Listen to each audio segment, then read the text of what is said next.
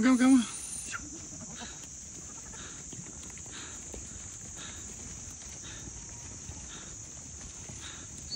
Hey. Side. सबै उता झार्यो त भाइ फेरि अनि यता चाहिँ कहाँ गएको त्यही माथि हिजो बस्नु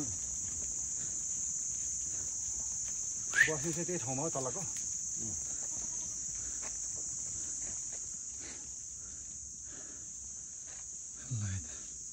के भन्न चाहनुहुन्छ